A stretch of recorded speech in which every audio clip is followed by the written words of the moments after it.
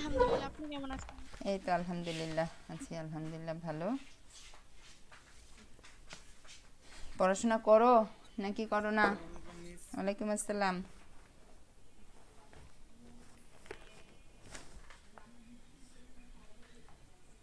আচ্ছা, গতকাল তোমাদের যে পড়াটুকুন দিয়েছিলাম সেটুকুন কি একটু দেখছো? বিধেয়ক পরফিরির মতে কয় প্রকার বলো, একটু রিভিশন দেই। সাত সাত প্রকার। এরিস্টটলের মতে কয় প্রকার? চার প্রকার। চার প্রকার। আচ্ছা, উদ্দেশ্য কাকে বলে? তাকে যার সম্পর্কে কিছু বলা হয়। আর বিধেয় কাকে বলে? উদ্দেশ্য সম্পর্কে যা বলা হয় তাকে বলে। Very good. আর বিধেয়ক কাকে বলে? বিধেয় পদ এবং উদ্দেশ্য পদের মধ্যে যে সম্পর্ক, সেটাই হুম, হচ্ছে বিধেয়। এটা কি নেতিবাচক যুক্তিবাক্যে সম্ভব? জি না, শুধু শুধুমাত্র সদর। হ্যাঁ, সদর্থক যুক্তিবাক্যের উদ্দেশ্য আর বিধেয়ের সম্পর্কের নাম হচ্ছে বিধেয়ক। তাহলে বিধেয় আর বিধেয়কের মধ্যে কোনো পার্থক্য আছে কি? বিধেয়ক, জি। হ্যাঁ আছে, কারণ বিধেয়ক হলো একটা পদ সম্পর্কের নাম, আর বিধেয়ক হচ্ছে একটা পদের নাম। এরপরে সংজ্ঞা দিবা।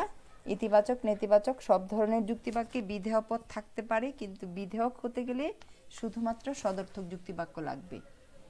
আর একটা পার্থক্য হচ্ছে যে একটা বিশেষ পদ বিধেয় পদ হলেও যে যুক্তিবাক্যের বিধেয় পদ বিশেষ পদ, সেই যুক্তিবাক্যেরও কোনো বিধেয়ক তৈরি হয় না।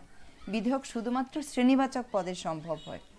এইটা তোমরা মনে রাখবা, কেন বিশেষ পদের বিধেয়ক হয় না, কারণ আমরা জানি বিধেয়ক শুধুমাত্র শ্রেণীবাচক পদের বিধেয়ক তৈরি হয়। মনে থাকবে তো? এরপরে পরফিরির মতে বিধেয়ক ছিল 5 প্রকার। 5 প্রকারের মধ্যে আমরা জাতি উপজাতি 2টা পড়েছিলাম, তোমাদেরকেও পড়াও দিয়েছিলাম। এখন তোমরা কিভাবে পড়েছো আমি জানি না, বইতে কিন্তু একেবারে সুস্পষ্টভাবে লেখা আছে। তারপরেও দেখো, আমি তোমাদের সুবিধার জন্য একটু করে লিখে রেখেছি যে দুটি শ্রেণীবাচক পদের সম্পর্ক যদি এমন হয়, একটির ব্যক্তার্থ বেশি হয়, অন্যটির ব্যক্তার্থ বা পরিমাণ যদি কম থাকে, তাহলে বেশি পরিমাণ বা ব্যাপকতর পদটি যদি অপর পরিমাণ বা কম ব্যাপকতর পদটিকে অন্তর্ভুক্ত করতে পারে, তাহলে ব্যাপকতর পদটি হবে কম ব্যাপকতর পদের জাতি। তোমরা যদি এইটা না পড়ে সহজ করে আরো সহজ করে লিখতে চাও, তখন লিখবা দুইটা শ্রেণীবাচক পদের সম্পর্ক যদি এমন হয়, একটার পরিমাণ বেশি আর একটার পরিমাণ কম থাকে, এবং বেশি পরিমাণটা যদি কম পরিমাণটাকে অন্তর্ভুক্ত করতে পারে, তাহলে বেশি পরিমাণটা হবে কম পরিমাণটার জাতি। তোমরা এইভাবেও ইচ্ছা করে লিখতে পারো। বুঝতে পেরেছ? জি মিস। আচ্ছা, এরপরে আমরা এটার উদাহরণ দিলে আমরা বলবো, যেমন সব মানুষ হয় জীব, আচ্ছা এটা লিখলাম, অথবা সব গরু হয় প্রাণী, সব গরু হয় প্রাণী।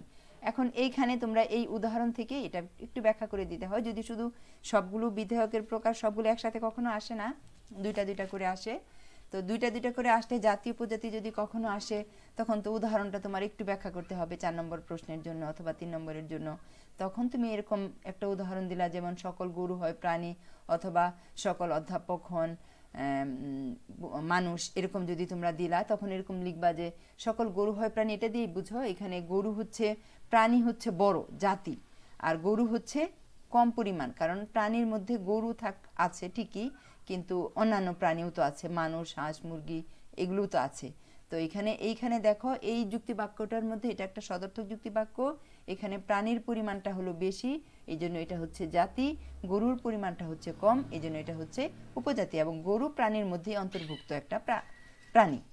গরু হচ্ছে প্রাণী শ্রেণীর অন্তর্ভুক্ত একটা প্রাণী গরু।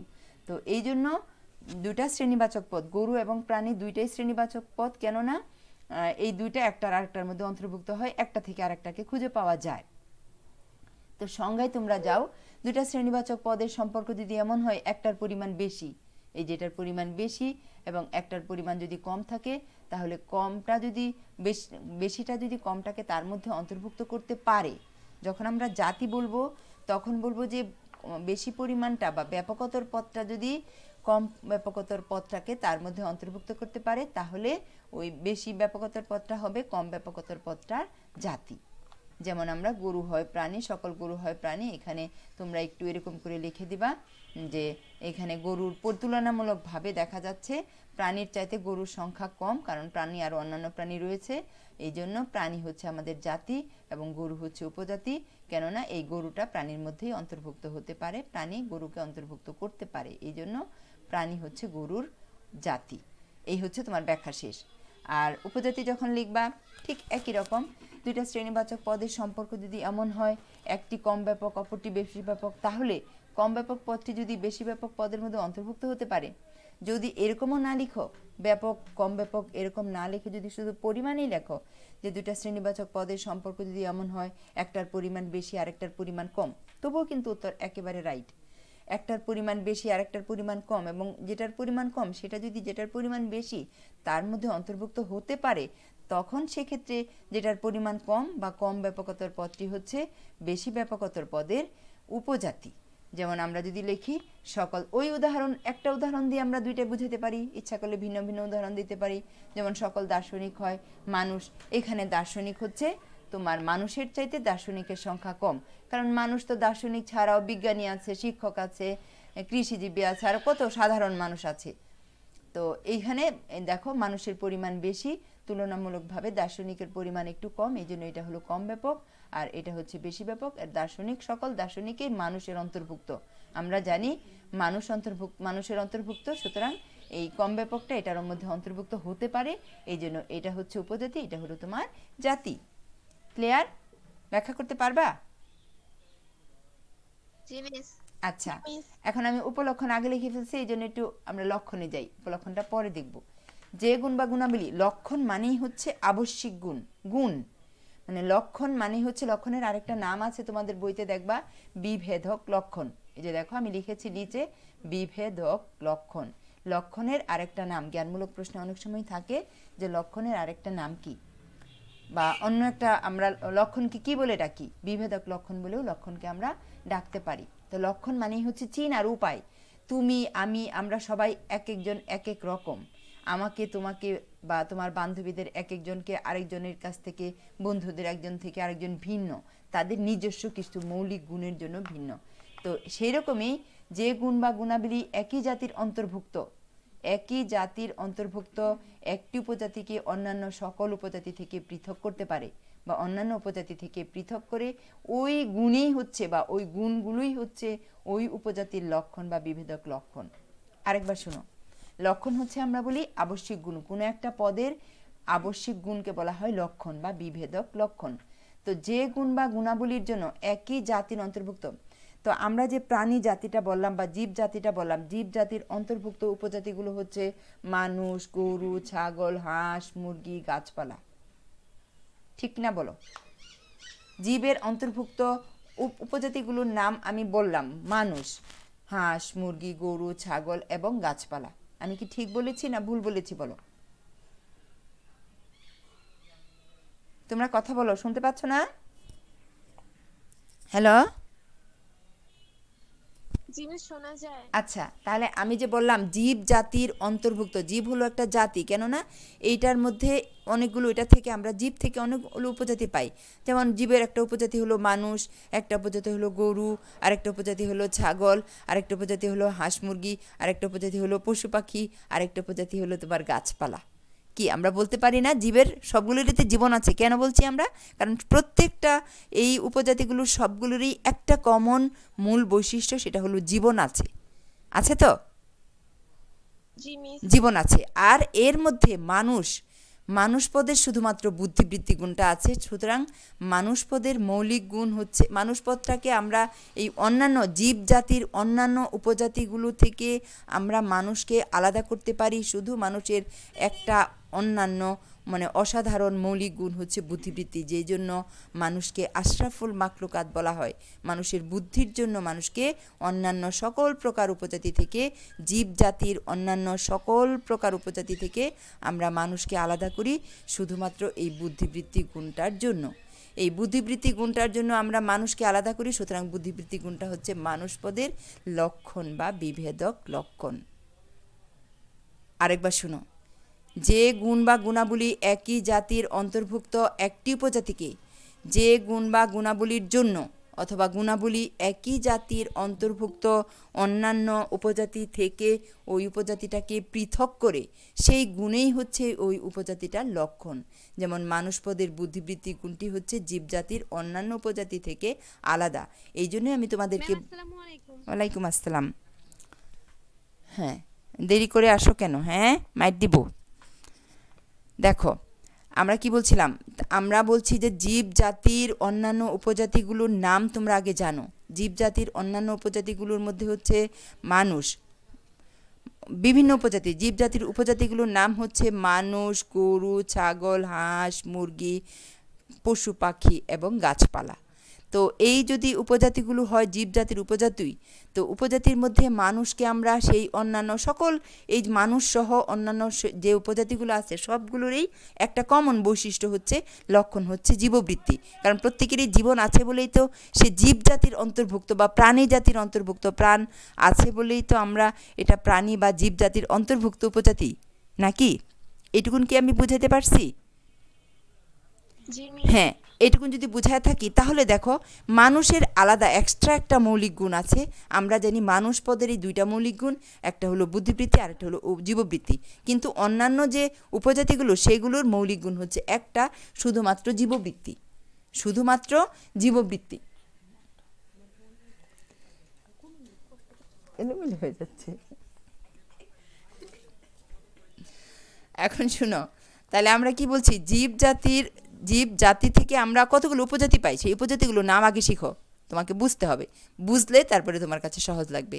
জীব জাতি বা প্রাণী জাতির উপজাতিগুলো হচ্ছে মানুষ, গরু, ছাগল, গাছপালা, পশু পাখি। এগুলি কি বুঝছো? কেন? কারণ এগুলো সবগুলোরই জীবন আছে, এই জন্য এগুলো হচ্ছে জীবের উপজাতি বা প্রাণীর উপজাতি। এদের প্রত্যেকেরই প্রাণ আছে, শুধুমাত্র মানুষ পদেরই আলাদা একটা মৌলিক গুণ আছে, একটা হলো জীববৃত্তি আর একটা হচ্ছে বুদ্ধিবৃত্তি, যা অন্যান্য প্রাণীর কোনোটারই নাই, অন্যান্য উপজাতির একটারও নাই। শুধুমাত্র মানুষ পদেরই একটা মৌলিক গুণ, যেটা হলো বুদ্ধিবৃত্তি, যার জন্য আমরা অন্যান্য উপজাতি থেকে মানুষ উপজাতিটাকে আলাদা করতে পারি। এই জন্য এই মৌলিক গুণ বুদ্ধিবৃত্তিটাই হচ্ছে মানুষ পদের লক্ষণ বা বিভেদক লক্ষণ। কি এবার বুঝছো? বুঝো নাই, সবাই বলো নাই তো। তাহলে আরেকবার শুনো, আমরা যে জীব জাতি বা প্রাণী জাতির উপজাতিগুলোর নাম পারবা তো এখন, না? মানুষ থেকে, প্রাণী থেকে যে আমরা অনেকগুলো উপজাতি পাই, যেমন মনে করো মানুষ পাই, প্রাণী থেকে আমরা মানুষ পাই, প্রাণী থেকে আমরা গরু ছাগল পাই, প্রাণী থেকে আমরা হাঁস মুরগি পাই, প্রাণী থেকে আমরা পশু পাখি পাই, প্রাণী থেকে আমরা গাছপালাও পাই। কেন পাই? কারণ প্রত্যেকেরই প্রাণ আছে। এই যেই কটা উপজাতির কথা আমি বললাম সবগুলোর কি প্রাণ আছে কি নাই? প্রাণ আছে, কিন্তু শুধু মানুষের বুদ্ধি আছে। অন্যান্য প্রাণীগুলোর কি বুদ্ধি আছে? গরু ছাগলের বুদ্ধি নাই। সুতরাং এই জন্য এটাই বলছে যে যে গুণ বা গুণাবলী একই জাতির অন্তর্ভুক্ত একটি উপজাতিকে অন্যান্য উপজাতিগুলো থেকে আলাদা করে বা পৃথক করতে পারে, সেই গুণেই হচ্ছে ওই উপজাতিটার লক্ষণ বা বিভেদক লক্ষণ। এবার বুঝাতে পারছি? হ্যাঁ, যে গুণ একটি জাতির অন্তর্ভুক্ত অনেকগুলো উপজাতি থেকে, তোমরা এভাবে লিখতে পারবা ইচ্ছা করলে, যে গুণ একটা জাতির অন্তর্ভুক্ত অনেকগুলো উপজাতির মধ্য থেকে একটা উপজাতিকে আলাদা করে ফেলে, সেই গুণটাই হচ্ছে ওই উপজাতিটার বা যেটাকে আলাদা করতে পারলো সেই উপজাতিটার লক্ষণ বা বিভেদক লক্ষণ। এবার পারছেন? আচ্ছা, যেমন আমরা যদি উদাহরণ দিই তখন বলবো মানুষ পদের বুদ্ধিবৃত্তি গুণটি হচ্ছে জীবজাতির, এই বুদ্ধিবৃত্তি গুণটার জন্যই জীবজাতির অন্যান্য উপজাতি থেকে আলাদা করতে পারা যায়, আলাদা করে থাকি আমরা বা করতে পারি।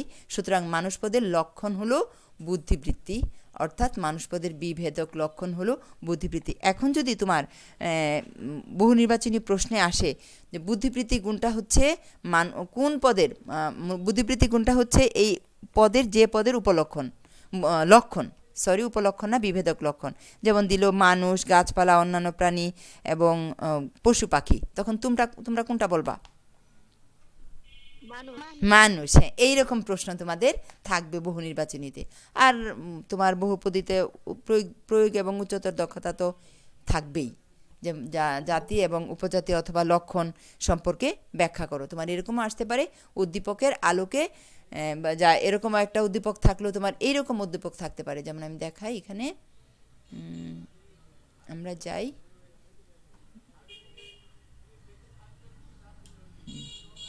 যেমন আমরা যদি বলি মানুষ হচ্ছে বুদ্ধিবৃত্তি সম্পন্ন প্রাণী, এইখানে যদি তোমার আমি একটা উদ্দীপক, এই একটা লাইনেই কিন্তু উদ্দীপক হতে পারে, এই অধ্যায়ের একটা যুক্তি বাক্যই একটা উদ্দীপক হতে পারে। যেমন মনে করো মানুষ হচ্ছে বুদ্ধিবৃত্তি সম্পন্ন প্রাণী, এখানে তোমাকে বলা হলো এই যে উদ্দীপকের বুদ্ধিবৃত্তি গুণটা তোমার কোন প্রকার বিধেয়কের কথা বলছে, তখন কি বলবা? লক্ষণ, ভেরি গুড। হ্যাঁ, বুদ্ধিবৃত্তি গুণটা হচ্ছে লক্ষণ, তখন লক্ষণের সংজ্ঞা দিবা। সংজ্ঞা দিয়ে এটা 3 নম্বরের প্রশ্ন থাকে সাধারণত, এরকম প্রশ্ন একটা যদি থাকে, একটা বিধেয়কের প্রকার থাকলে তখন মানে তোমার 3 নম্বরের জন্য থাকে। তখন তুমি এই লক্ষণ বলবা, প্রথমেই বলে নিবা এটা হচ্ছে বিধেয়কের পরফিরির মতে বিধেয়কের প্রকার হিসেবে 5 প্রকারের মধ্যে লক্ষণের কথা বলা হয়েছে। তখন লক্ষণের একটা সংজ্ঞা দিবা, তখনই লক্ষণের উদাহরণ দিবা, ব্যাস তোমার উত্তর কমপ্লিট। অনেক কিন্তু এক পাতাও পুরাটা লাগবে না, কমপ্লিট লাগবে না, তবুও কিন্তু তোমার উত্তর একেবারে পারফেক্টলি শেষ। তোমাকে এই জন্য তোমাকে ভালো করে বুঝতে হবে জিনিসটা, ভালো করে বুঝলেই তুমি উত্তরটা একেবারে সঠিক দিতে পারবা।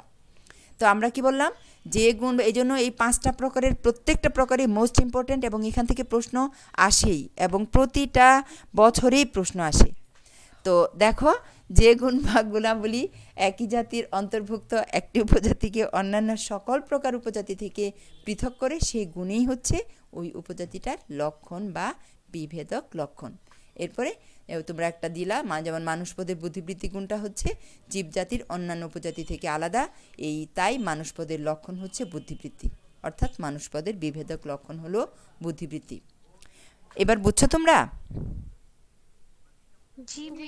আচ্ছা আচ্ছা, নাকি মাথার উপর দিয়ে চলে গেছে?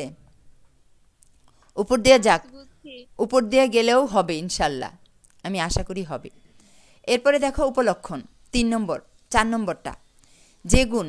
এখন আমরা সবগুলা উপলক্ষণ অবান্তর লক্ষণ সব গুণ দিয়েই বলবো।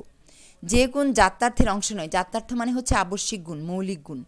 যে গুণ জাত্যার্থের অংশ নয় কিন্তু জাত্যার্থকে বিশ্লেষণ করলে অবশ্যই পাওয়া যাবে। যে গুণ জাত্যার্থের অংশ না, অর্থাৎ আমরা যদি মানুষপদের জাত্যার্থ বলি, মানুষপদের জাত্যার্থ হচ্ছে 2টা, একটা হলো বুদ্ধিবৃত্তি আর একটা হলো জীববৃত্তি। তো যে গুণ জাত্যার্থের অংশ নয় কিন্তু জাত্যার্থকে বিশ্লেষণ করলে অবশ্যই পাওয়া যায়, তাকে বলা হয় উপলক্ষণ। কি বলছি, যে গুণ জাত্যার্থের অংশ নয়, এখানে জাত্যার্থের এখানে একটা বৈষম্য র হবে, জাত্যার্থে নয়। যে গুণ জাত্যার্থের অংশ নয় কিন্তু জাত্যার্থকে বিশ্লেষণ করলে, যদি জাত্যার্থ কথাটা লিখতে কষ্ট লাগে তাহলে বলবা যে গুণ কোনো আবশ্যিক গুণের বা অপরিহার্য গুণের অংশ নয়, অথচ অপরিহার্য গুণকে বিশ্লেষণ করলে সেই গুণটা পাওয়া যায়, অবশ্যই পাওয়া যায়, তাকে বলা হয় উপলক্ষণ। তো ভাষার সুবিধার জন্য আমি অপরিহার্য গুণ না বলে জাত্যার্থই লিখি, বা তোমাদের বইতে দেখবা জাত্যার্থই লেখা আছে। তো জাত্যার্থ কথাটার মানে হচ্ছে আবশ্যিক এবং অপরিহার্য গুণ। তাহলে উপলক্ষণের সংজ্ঞা হচ্ছে যে গুণ জাত্যার্থের অংশ নয় কিন্তু জাত্যার্থকে বিশ্লেষণ করলে অবশ্যই পাওয়া যায়, এইরূপ গুণকে বলা হয় উপলক্ষণ। যেমন উপলক্ষণ হচ্ছে 2 ধরনের, একটা হলো জাতিগত আর একটা হচ্ছে উপজাতিগত। জাতি থেকে যে উপলক্ষণ পাওয়া যায় তাকে বলা হয় জাতিগত উপলক্ষণ, আর উপজাতি থেকে যে উপলক্ষণ পাওয়া যায় তাকে বলা হয় উপজাতিগত উপলক্ষণ। যেমন মরণশীলতা, মরণশীলতা গুণটা যদি আমরা বলি তাহলে সকল প্রকার মানুষ হয় বুদ্ধিবৃত্তি সম্পন্ন মরণশীল জীব, যদি এইরকম একটা উদ্দীপক থাকে, এরকমও থাকতে পারে। এটাই আমার লেখা উচিত ছিল, আমি লিখি নাই। আচ্ছা, যাই হোক, তোমরা এখানে লিখবা যে মানুষ হয় বুদ্ধিবৃত্তি সম্পন্ন মরণশীল জীব। এখন যদি তোমাকে বলা হয় এই যে মরণশীল কথাটা তোমার কোন প্রকার বিধেয়কের কথা বলা হয়েছে, তখন তোমাকে বলতে হবে এটা হচ্ছে একটা লক্ষণ, উপলক্ষণ, আর এটা হচ্ছে জাতিগত উপলক্ষণ। কেননা এটা মরণশীল কথাটা প্রত্যেক জীবের বেলায় প্রযোজ্য। যত প্রকার জীব আছে, যে জীব জাতির যতগুলা উপজাতি আছে, জীব জাতির যতগুলা উপজাতি আছে, মানুষ, গাছপালা, গরু ছাগল হাঁস মুরগি অন্যান্য প্রাণী পশু পাখি যাই বলো না কেন, প্রত্যেকটা প্রাণীরই যখন জীবন থাকবে, জীবন একটা কমন লক্ষণ ছিল, সেই জীবনের মধ্যে যাদের জীবন থাকবে তাদের মরণশীলতা থাকবেই। ওই জীবনটাকে বিশ্লেষণ করলেই আমরা মরণশীলতাটাকে খুঁজে পাই, কারণ আমরা জানি জীবন আর মৃত্যু হচ্ছে ওতপ্রোতভাবে জড়িত, একটা আরেকটার সাথে অবশ্যই সম্পর্কিত। তো আমরা যখন বলবো প্রথমে আমরা ঠিক করে নিব যে লক্ষণের, তখন তোমাকে প্রথমে লিখতে হবে লক্ষণের উপলক্ষণের সংজ্ঞা কী। যে গুণ যাত্রার্থের অংশ নয়, যাত্রার্থকে বিশ্লেষণ করলে অবশ্যই পাওয়া যায়। যে গুণ যাত্রার্থের অংশ নয় কিন্তু যাত্রার্থকে বিশ্লেষণ করলে অবশ্যই পাওয়া যায়, সেই গুণকে বলা হয় উপলক্ষণ। উপলক্ষণ দুই প্রকার, একটা হচ্ছে জাতিগত উপলক্ষণ আর একটা হচ্ছে উপজাতিগত উপলক্ষণ। একটা হচ্ছে জাতিগত উপলক্ষণ আর একটা হলো উপজাতিগত উপলক্ষণ। যেমন জাতিগত উপলক্ষণ হচ্ছে মরণশীলতা, মানুষ হয় বুদ্ধিবৃত্তি সম্পন্ন মরণশীল জীব। এই মরণশীল কথাটা শুধু মানুষের বেলায় নয়, অন্যান্য সকল প্রকার জীবের বেলায় প্রযোজ্য। এই জন্য মরণশীল গুণটা হচ্ছে জাতিগত উপলক্ষণ। আর যদি বলতাম মানুষ হয় বুদ্ধিবৃত্তি সম্পন্ন বিচারশীল জীব, এটা শুধু মানুষের বেলায় প্রযোজ্য, অন্যান্য উপজাতির বেলায় প্রযোজ্য না। এটা মানুষের বুদ্ধিবৃত্তি গুণটাকে বিশ্লেষণ করলে পাওয়া যায়, এই জন্য এটাকে বলা হয় উপজাতিগত উপলক্ষণ। কিন্তু এগুলা যাত্রার্থ মানুষের মৌলিক দুইটা গুণ, একটা হলো বুদ্ধিবৃত্তি, জীববৃত্তি, এই দুইটাকে বিশ্লেষণ করলেই পাওয়া যায়। এই জন্যে এটা সংজ্ঞা হচ্ছে, উপলক্ষণের সংজ্ঞা হচ্ছে যে গুণ যাত্রার্থের অংশ নয় কিন্তু যাত্রার্থকে বিশ্লেষণ করলে অবশ্যই পাওয়া যায়। যে গুণ যাত্রার্থের অংশ নয় কিন্তু যাত্রার্থকে বিশ্লেষণ করলে অবশ্যই পাওয়া যায়, সেই গুণকে বলা হয় উপলক্ষণ। যে গুণ যাত্রার্থের অংশ নয় কিন্তু যাত্রার্থকে বিশ্লেষণ করলে অবশ্যই পাওয়া যায়, সেই গুণকে বলা হয় উপলক্ষণ। উপলক্ষণ দুই ধরনের, একটা হলো জাতিগত আর একটা হচ্ছে উপজাতিগত। জাতি থেকে যে উপলক্ষণ পাওয়া যায় তাকে বলা হয় জাতিগত উপলক্ষণ, উপজাতি থেকে যে উপলক্ষণ পাওয়া যায় তাকে বলা হয় উপজাতিগত উপলক্ষণ। যেমন মরণশীলতা, এটাই বেশিরভাগ আসে। মরণশীলতা জাতিগত, কেননা এটা প্রত্যেক জীবের বেলায় প্রযোজ্য, এই জন্য এটাকে বলা হয় জাতিগত উপলক্ষণ। আর বিচারশীলতা শুধু মানুষের বেলায় প্রযোজ্য, বুদ্ধিবৃত্তিকে বিশ্লেষণ করলে আমরা বিচারশীলতাটা কথাটাকে খুঁজে পাই, এই জন্য এটা উপজাতিগত উপলক্ষণ। কি আমি কি একটু বুঝাইতে পারছি উপলক্ষণ? আচ্ছা আচ্ছা, একদিনে না হোক, হবে তো আস্তে আস্তে ইনশাল্লাহ। তোমরা কিছুটা তো বুঝতে পারছো। যে গুণ যাত্রার্থের অংশ নয় যাত্রার্থ কিন্তু যাত্রার্থকে বিশ্লেষণ করলে অবশ্যই পাওয়া যাবে, সেই গুণকে বলা হয় উপলক্ষণ। উপলক্ষণ হচ্ছে দুই ধরনের, একটা হলো জাতিগত আর একটা হলো উপজাতিগত। জাতি থেকে পাওয়া গেলে তাকে জাতিগত উপলক্ষণ, আর উপজাতি থেকে পাওয়া গেলে তাকে বলা হয় উপজাতিগত উপলক্ষণ। যেমন মরণশীলতা কথাটা থাকলেই কোনো উদ্দীপকে বা একটা যুক্তিবাক্যে যদি মরণশীলতা কথাটা থাকে, আর যদি তোমাকে বলা হয় এই মরণশীলতা কী ধরনের বিধেয়ক, তখন তোমরা বলবা এটা জাতিগত, এটা বিধেয়কের প্রকার হিসাবে আমরা উপলক্ষণকে পাই, বিশেষ করে জাতিগত উপলক্ষণকে পাই। আর বিচারশীলতা কথাটা থাকলে আমরা বলবো বিধেয়কের প্রকার হিসেবে আমরা উপলক্ষণকে পাই, এবং এটা উপজাতিগত উপলক্ষণ হিসাবে আমরা বিচারশীলতা গুণটাকে পেয়ে থাকি। ঠিক আছে, এখন আসো শেষের প্রকার অবান্তর লক্ষণ। যে গুণ যাত্রার্থের অংশ নয়, যাত্রার্থকে বিশ্লেষণ করলে পাওয়াও যায় না, অথচ ব্যক্তি বা বস্তুর মধ্যে বিদ্যমান থাকে। এখন লক্ষণ আর উপলক্ষণ ছাড়াও তো মানুষের কত গুণ থাকে। যেমন কেউ অল্পতেই হাসে, কেউ অল্পতেই কাঁদে। অনেক মানুষকে সেঁচকাদুনি বলে না, ফিচকাদুনি বলে। অল্পতেই হাসে, অল্পতেই কাঁদে। আর কেউ হাহা হিহি করে হাসে, আবার কেউ এরকম হাসি পছন্দ করে না। বা কেউ তোমাদের জামা কাপড় পোশাক আশাক, কেউ ডিভাইডার সালোয়ার পছন্দ করে, কেউ আগেকার দিনের প্রাচীন সালোয়ার পছন্দ করো না তোমরা? আবার কেউ গোল্ড ফ্রক পছন্দ করো, আবার কেউ সালোয়ার কামিজ পছন্দ করো তো? এগুলো তোমাদের মধ্যে আছে তো, নাকি নাই বলো? আছে। সুতরাং ওই যে মৌলিক গুণ, আবশ্যিক গুণ ছাড়াও আমাদের কিছু গুণ আছে, সেই গুণগুলোকে বলা হয় অবান্তর লক্ষণ, যেগুলো আমরা যাত্রার্থকে বিশ্লেষণ করলে আমরা খুঁজে পাই না। কিন্তু যে গুণ যাত্রার্থের অংশও না অথবা যাত্রার্থকে বিশ্লেষণ করলে পাওয়াও যায় না, অথচ ব্যক্তি বা বস্তুর মধ্যে বিদ্যমান থাকে, সেই গুণগুলোকে বলা হয় তোমার অবান্তর লক্ষণ। অবান্তর লক্ষণগুলোর মধ্যে আমরা হাসি, কান্না, সুখ, দুঃখ, জন্মস্থান, জন্ম তারিখ, পছন্দ অপছন্দ, কেউ মিষ্টি খেতে পছন্দ করো, কেউ ঝাল খেতে পছন্দ করো, কেউ বাইরের ফুচকা খেতে দারুণ পছন্দ তোমাদের। আবার এইরকম উদ্দীপকে এগুলো কিন্তু থাকে উদ্দীপকে। দেখো তোমরা যখন উদ্দীপক আমি দিব অথবা বোর্ডের প্রশ্নে আসবে, এগুলা থাকে। তো এইগুলো যখন থাকবে, এইরকম উদাহরণ দিয়ে যখন থাকবে, তখন তোমরা ধরে নিবা এগুলো হচ্ছে অবান্তর লক্ষণ। তো অবান্তর লক্ষণ হচ্ছে চার ধরনের। একটা হচ্ছে ব্যক্তিগত অবিচ্ছেদ্য অবান্তর লক্ষণ, আরেকটা হলো ব্যক্তিগত বিচ্ছেদ্য, আরেকটা হচ্ছে জাতিগত অবিচ্ছেদ্য, আরেকটা হলো জাতিগত বিচ্ছেদ্য। এখন আমরা এটা শুধুই এইভাবে সিম্পলভাবে সংজ্ঞা দেওয়ার চেষ্টা করবা, যে অবান্তর লক্ষণ ব্যক্তি থেকে কখনোই বিচ্ছেদ করা যায় না, যে অবান্তর লক্ষণ ব্যক্তির থেকে কখনোই বিচ্ছেদ করা যায় না, তাকে বলা হয় ব্যক্তিগত অবিচ্ছেদ্য অবান্তর লক্ষণ। যেমন জন্মস্থান আর জন্ম তারিখ, একজনের জন্মস্থান আর জন্ম তারিখ কি একই রকম, আলাদা আলাদা হয় না? প্রত্যেকের জন্মস্থান জন্ম তারিখ ভিন্ন ভিন্ন। এগুলো কখনো কারো কাছ থেকে বিচ্ছেদ করা যায় না। তোমার জন্ম তারিখ তুমি চেঞ্জ করতে পারবা না। এই যে এগুলোকে বলা হয়, এই অবান্তর লক্ষণগুলোকে বলা হয় ব্যক্তিগত অবিচ্ছেদ্য অবান্তর লক্ষণ। আবার কতগুলো ব্যক্তিগত বিচ্ছেদ অবান্তর লক্ষণ আছে, যে অবান্তর লক্ষণগুলোকে ব্যক্তির বেলায় ভিন্ন ভিন্ন হয়, কারো এরকম কারো অন্যরকম, বিচ্ছেদ করা যায়, সেই অবান্তর লক্ষণগুলোকে বলা হয় ব্যক্তিগত বিচ্ছেদ্য অবান্তর লক্ষণ।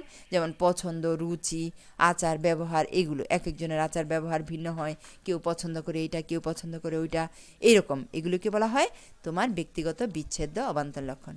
ঠিক জাতির বেলায় এরকম, জাতির থেকে যেগুলোকে বিচ্ছিন্ন করা যায় না, যে অবান্তর লক্ষণগুলোকে বিচ্ছিন্ন করা যায় না, যেমন মানুষ জাতির 2 পা, গরু জাতির 4 পা, এরকম এগুলোকে আমরা কখনোই বিচ্ছিন্ন করতে পারি না, এগুলোকে বলা হয় জাতিগত অবিচ্ছেদ্য অবান্তর লক্ষণ। আর জাতিগত বিচ্ছেদ, যেমন মানুষ জাতির কেউ কালো, কেউ ফর্সা, কেউ শ্যামলা, কেউ আবার একেবারে ধবধবা ফর্সা, কারো মাথার চুল কালা, কারো ব্রাউন, এরকম এগুলোকে আমরা কখনোই একরকম মনে করি না, এগুলোকে বলা হয় জাতিগত বিচ্ছেদ্য অবান্তর লক্ষণ। জাতিগত অবিচ্ছেদ্য, যেটা জাতির বেলায় বিচ্ছেদ করা যায় না, আর যেটা জাতির বেলায় বিচ্ছেদ করা যায়, এক একজনের এক এক রকম, এক এক জাতির এক এক রকম, সেইগুলোকে বলা হয় জাতিগত বিচ্ছেদ্য, আর এগুলোকে বলা হয় জাতিগত অবিচ্ছেদ্য অবান্তর লক্ষণ। কি একটু একটু বুঝছো? তো তোমরা কথা বলো, এইবার তোমরা বলবা, আমি শুনবো। এতক্ষণ আমি বলছি না, তোমরা শুনছো, এবার তোমরা বলবা, আমি শুনবো। তা আমরা বলছি যে বিধেয়ক কয় প্রকার, পরফিরির মতে বিধেয়ক কয় প্রকার বলো? 5 প্রকার। নাম বলো।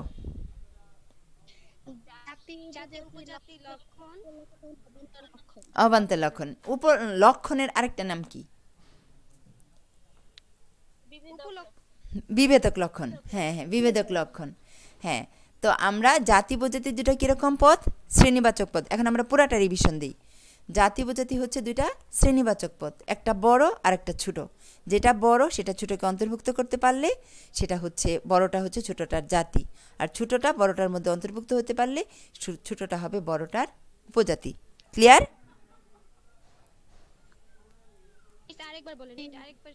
জাতি আর উপজাতি হচ্ছে শ্রেণীবাচক পদ। জাতি আর উপজাতি, এটাও কিন্তু তোমাদের বহু নির্বাচনীতে আসে। জাতি উপজাতি কেমন পদ? শ্রেণীবাচক, বস্তুবাচক, গুণবাচক, নামবাচক। তখন আমরা কি বলবো? শ্রেণীবাচক পদ। জাতি উপজাতি হচ্ছে 2টা শ্রেণীবাচক পদ, তাদের মধ্যে একটার পরিমাণ বেশি থাকবে আর একটার পরিমাণ কম থাকবে। যেটার পরিমাণ বেশি সেটা কম পরিমাণটাকে তার মধ্যে অন্তর্ভুক্ত করতে পারলে বেশি পরিমাণটা হচ্ছে কম পরিমাণটার জাতি, আর কম পরিমাণটা যদি বেশি পরিমাণটার মধ্যে অন্তর্ভুক্ত হইতে পারে তখন কম পরিমাণটা হচ্ছে বেশি পরিমাণটার উপজাতি। অর্থাৎ 2টা শ্রেণীবাচক পদের মধ্যে যেটা বড়, যেটার পরিমাণ বেশি, যেটার সংখ্যা বেশি, সেটা হলো জাতি, যেটার সংখ্যা কম, যেটার পরিমাণ কম, সেটা হলো উপজাতি। কি বুঝছেন? আচ্ছা। আর লক্ষণ হচ্ছে এমন একটা গুণ যেটা আবশ্যিক গুণ। লক্ষণ হচ্ছে এমন একটা গুণ যেটা অনেকগুলো উপজাতির মধ্যে থেকে একটা উপজাতিকে আমরা আলাদা করতে পারি। যেমন আমরা বলছিলাম জীবের একটা মৌলিক গুণ হচ্ছে, জীব পদের একটা মৌলিক জীবের উপজাতিগুলোর নাম হচ্ছে মানুষ, গরু, ছাগল, হাঁস, মুরগি, অন্যান্য পশু পাখি এবং গাছপালা। তো প্রত্যেকের মধ্য থেকে সবারই একটা, মানুষ সহ সকল উপজাতির একটা কমন গুণ হচ্ছে কি জীববৃত্তি। আর শুধুমাত্র মানুষের একটা এক্সট্রা মৌলিক গুণ আছে, সেটা হলো বুদ্ধিবৃত্তি। সুতরাং এই মানুষের মৌলিক গুণ বুদ্ধিবৃত্তির জন্যই অন্যান্য উপজাতিগুলো থেকে মানুষটাকে আমরা আলাদা করতে পারছি। এই জন্যই বুদ্ধিবৃত্তি গুণটা হচ্ছে মানুষ পদের বিভেদক লক্ষণ বা লক্ষণ। এবার বুঝছো? আচ্ছা, এরপরে উপলক্ষণ। উপলক্ষণ হচ্ছে যে গুণ জাত্যার্থের অংশ না। জাত্যার্থ মানে কি? আবশ্যিক গুণ। যে গুণ বিভেদক লক্ষণের অংশ না, কিন্তু বিভেদক লক্ষণকে বিশ্লেষণ করলে পাওয়া যায়, অবশ্যই পাওয়া যায়। অথবা যে গুণ জাত্যার্থের অংশ না কিন্তু জাত্যার্থকে বিশ্লেষণ করলে অবশ্যই পাওয়া যায়, তাকে বলা হয় উপলক্ষণ। উপলক্ষণ দুই ধরনের, একটা হলো তোমার জাতিগত আর একটা হলো তোমার উপজাতিগত। জাতি থেকে পাওয়া গেলে জাতিগত উপলক্ষণ, আর উপজাতি থেকে পাওয়া গেলে তোমার উপজাতিগত উপলক্ষণ। যেমন মরণশীলতা সকল জীবজাতির প্রত্যেকটা শ্রেণীর বেলায় প্রযোজ্য, এই জন্য মরণশীলতা হলো জাতিগত, আর বিচারশীলতা শুধু মানুষের বেলায়, অন্যান্য প্রাণীর বেলায় প্রযোজ্য নয়, এই জন্য এটা হলো উপজাতিগত উপলক্ষণ। এরপরে হচ্ছে তোমার অবান্তর লক্ষণ, যে গুণ যাত্রার্থের অংশও না, যাত্রার্থকে বিশ্লেষণ করলে পাওয়াও যায় না, অথচ ব্যক্তি বা বস্তুর মধ্যে বিদ্যমান থাকে, সেই গুণগুলোকে আমরা বলি অবান্তর লক্ষণ। যেমন মানুষ কারো হাসি, কান্না, সুখ, দুঃখ, জন্মস্থান, জন্ম তারিখ, পছন্দ, রুচি ইত্যাদি ইত্যাদি, এগুলোকে আমরা অবান্তর লক্ষণ হিসেবে চিহ্নিত করতে পারি। তো অবান্তর লক্ষণ 4 ধরনের, একটা হলো ব্যক্তিগত অবিচ্ছেদ্য, ব্যক্তিগত বিচ্ছেদ্য, আরেকটা হলো জাতিগত অবিচ্ছেদ্য, জাতিগত বিচ্ছেদ্য। ব্যক্তির বেলায় যেটা বিচ্ছিন্ন করা যায় না, যেমন ব্যক্তি শুধুমাত্র এইটাই, জন্মস্থান আর জন্ম তারিখেই ব্যক্তির বেলায় বিচ্ছিন্ন করা যায় না, এই জন্য এটা হলো ব্যক্তিগত অবিচ্ছেদ্য। আর ব্যক্তির পছন্দ, অপছন্দ, পোশাক আশাক, এগুলো হচ্ছে তোমার ব্যক্তিগত বিচ্ছেদ্য। আর জাতির বেলায়, যেমন মানুষ জাতির বেলায় 2 পা, গরু জাতির বেলায় 4 পা, এগুলো আমরা কখনোই বিচ্ছিন্ন করতে পারি না, সুতরাং এগুলাকে বলা হয় জাতিগত অবিচ্ছেদ্য। আর যেটা জাতির, মানুষের, গরুর রং টং, কালার, বর্ণ ইত্যাদি, সেগুলোকে বলা হয় জাতিগত বিচ্ছেদ্য অবান্তর লক্ষণ। এখন বলো, কে বুঝো নাই আর কে বুঝছো?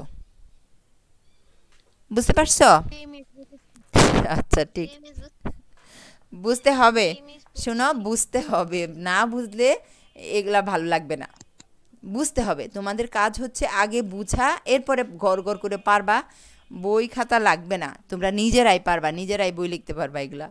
তো বই খাতা দেখবা, কারণ বই খাতার মধ্যে আরও প্রশ্ন আছে, উদ্দীপক দেখে দেখে তোমরা যেন চিনতে পারো, এটা হচ্ছে বই থাকার আর বইয়ের মধ্যে বিভিন্ন নৈর্ব্যক্তিক প্রশ্ন আছে, প্রশ্নগুলোও দেখে রাখবা। আর কালকে তোমাদের 2টাই ক্লাস না? যদি আজকে আমি যথারীতি ক্লাস নিছি, আসলে আগামীকালের ক্লাসটা আসলে নেওয়ার কথা, যদি পান্নাপা না রাতে আমরা কথা বলবো বা সকালে কথা বলবো, তোমরা রেডি থাকবা। মোটামুটি 2টায় আমরা এই ক্লাসটারই যা যা তোমাদের পরে আসবা, আমরা একটু রিভিশন দিব, যে যার কোনো না, আজকে না, আজকে আর ক্লাস হবে না, হ্যাঁ আগামীকাল 2টায় যদি ক্লাস তোমাদের নেওয়া হয়, তাহলে আমি সকালে জানাই দিব।